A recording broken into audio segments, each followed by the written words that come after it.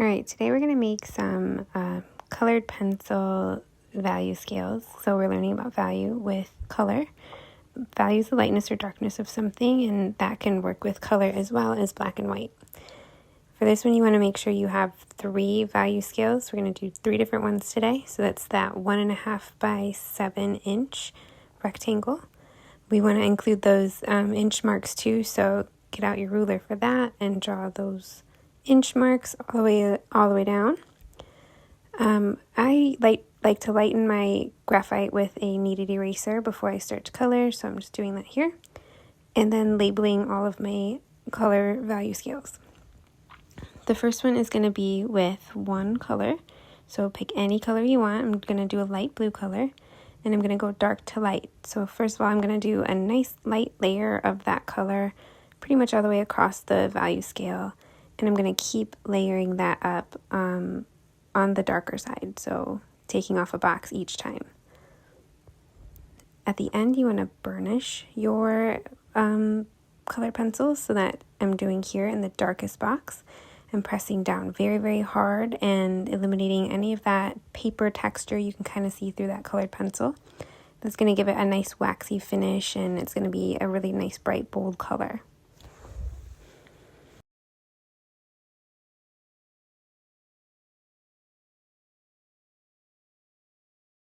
Moving on to the next value scale, we've got an analogous color scale. An analogous means that they're 2 colors next to each other on the color wheel. So for this one, I'm going to be doing a violet and a blue. This is kind of like a purpley blue. And I'm just going to blend those 2 together in the middle.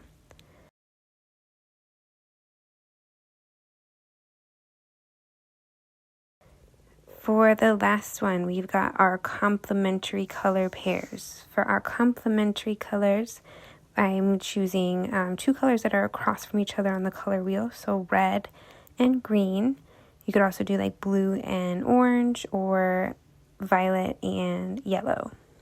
So I do a couple layers of my red first, and then I'm going to come in with the complement, which is green. This is going to give you more lifelike shading. If you were to be shading something like an apple or a pepper, you would want to start by shading with the complement first.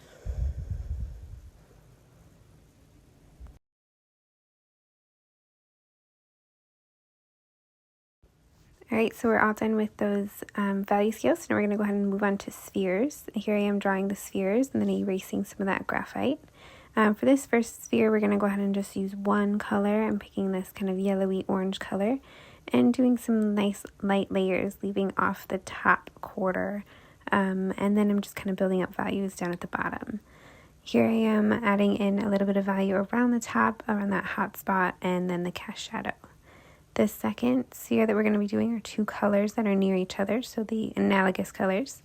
I'm going to be doing a dark green and a light green. And I'm just adding in that darker green at the bottom, keeping my top a little bit lighter. I'm going to add in the cast shadow with that darker green, or whatever your darker color is.